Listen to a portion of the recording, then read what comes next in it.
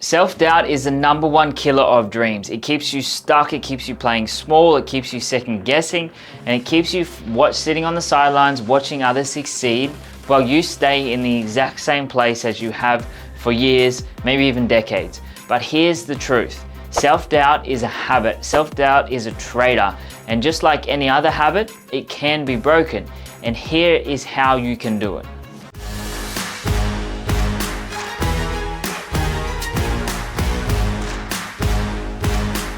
Hey guys, it's Brendan, and in this video we're going to talk about self-doubt. How can you get over self-doubt, start taking action, start moving forward so you stop holding yourself back? And I'm going to go through a few key points here as always, just to guide you and show you how you can do this in your life. First, we need to understand self-doubt is a lie. Your mind is programmed to keep you safe. It's not here to help you grow and evolve and be happy and fulfilled.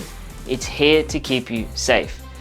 So that fear of failure, the fear of what is people going to think of me, the fear of judgment, the fear of rejection, all of those things, it's just your brain trying to keep you safe, trying to keep you in the zone of familiarity and try and keep you comfortable.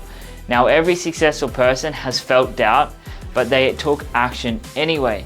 You've just got to feel the doubt, feel the fear, and do it anyway.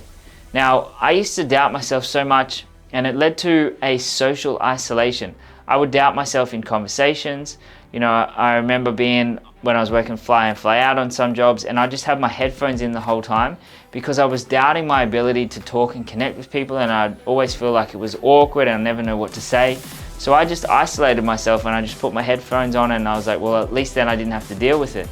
See, it was keeping me comfortable. But what I realize now is, and I don't change it because I wouldn't be here if that didn't happen, but if I was coaching myself back then, I would have said, just go and do it.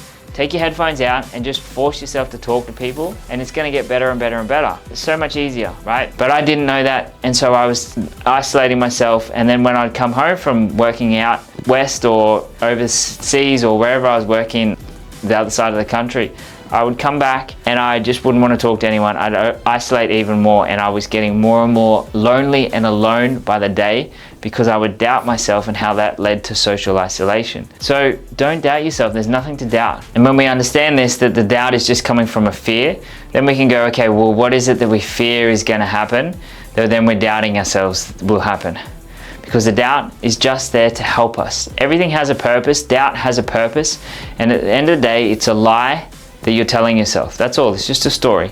Now, Susie Chasm said, doubt kills more dreams than failure ever will. So think about that for a second. Doubt will kill your dreams. Failure won't kill your dreams. It will show you how not to do it that way. Failure is feedback. Doubt leads to inaction, leads to nothing. It's just nothing. You won't get anywhere. So understand, if you're doubting yourself, just go, that's a lie. That's not true. And then what's possible for you now that you know that it's not true? Oh, well, I can start doing this. Easy. And the second point I want you to understand is action kills doubt faster than overthinking.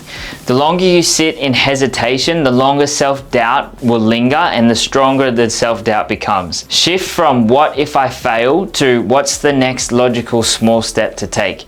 The momentum that we get destroys fear. I always say, people go, they might look at like this big thing that they need to do, and I say it's like a staircase.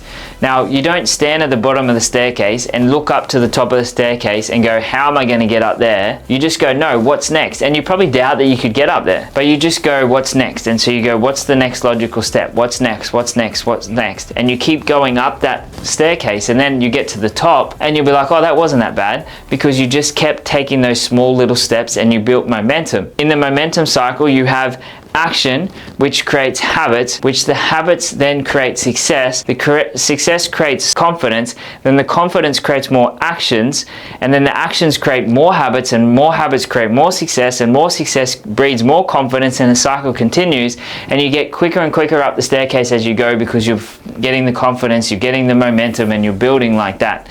So overthinking isn't going to get you there. But you got to take action. Take massive action. The thing you've been putting off, just do it now before your mind can talk yourself out of it. You've got to outwork your self-doubt. You've got to outwork the doubt that you have. You've got to prove to yourself that you can do it.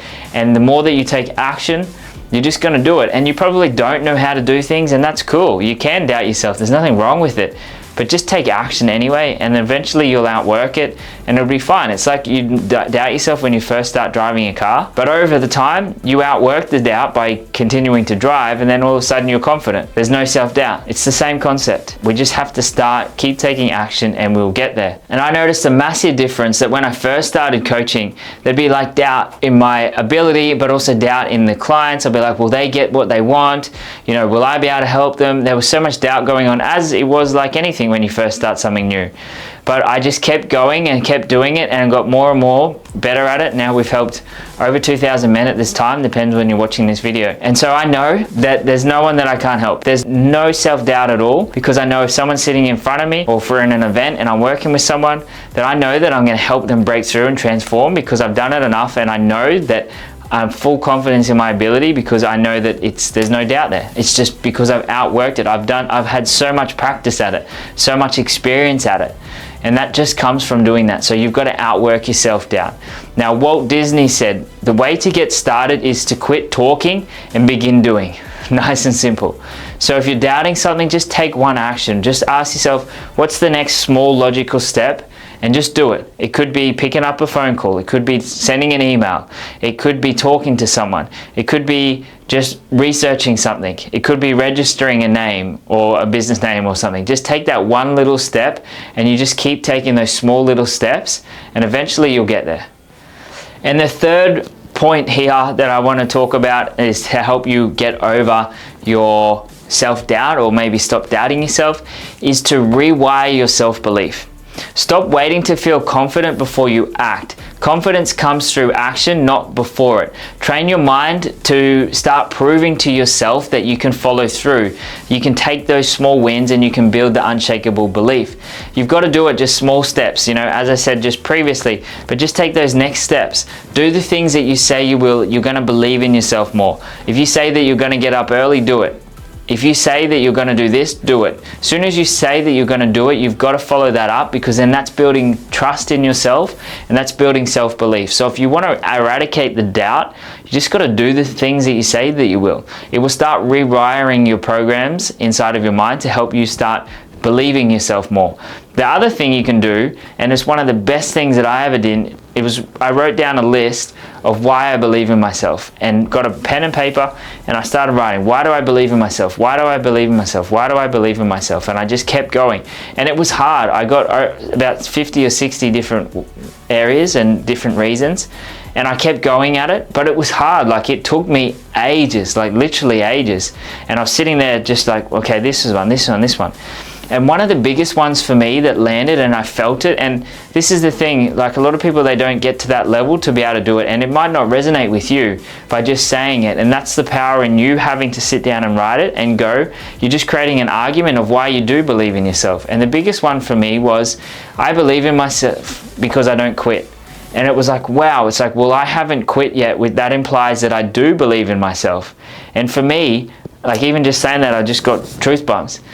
For me, that felt so true for me, and it was around like the 55th or something around there, because I had to get down to that level to get there. So most people, they're so close to getting the breakthrough or getting through the thing that they need to, but they quit just before it happens, and then they miss out.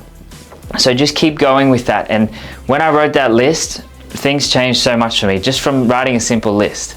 So if you don't believe in yourself, write down all the ways that you do believe in yourself. Ask yourself, why do I believe in myself? And just keep writing that list. It'll probably take you an hour or 2 or 3. It might take you some days just to keep coming back and reviewing it. It's going to be hard, but every time that you might list 1 or 2 or 3, then you hit a barrier. That's like a mental barrier that you're going to break through. So it's good if you hit that barrier. You've got to break through it, and then you might get a couple more, there'll be another barrier, and then break through that. And each time you're doing that, you're creating more and more neural networks, and you're starting to rewire your own mind simply by doing that. So powerful. Now, Theodore Roosevelt said, believe you can, and you're halfway there. Beliefs are everything. Our beliefs create our reality. So the more that you believe in yourself, the more everything else is going to change. And if you believe in yourself, there's no doubt. If there's no doubt, there's self-belief. So focus on believing on yourself, and the doubt will just kind of disappear. Now, doubt will never fully disappear completely. Remember that. It'll always be there. I experience it now sometimes. There's a little check. It's like, I'm experiencing doubt here, what else do I need to check? And sometimes it means that there's something else isn't in order, and I'm like, thank you for experiencing that doubt. I'm glad I did, otherwise I wouldn't have picked that up. So it's a feedback mechanism. A doubt is useful at times, so we don't want it to disappear. But when we understand that it's there to help us, we can go, thanks, but I don't need you. Or thanks for helping me check on something. Maybe I'm missing something.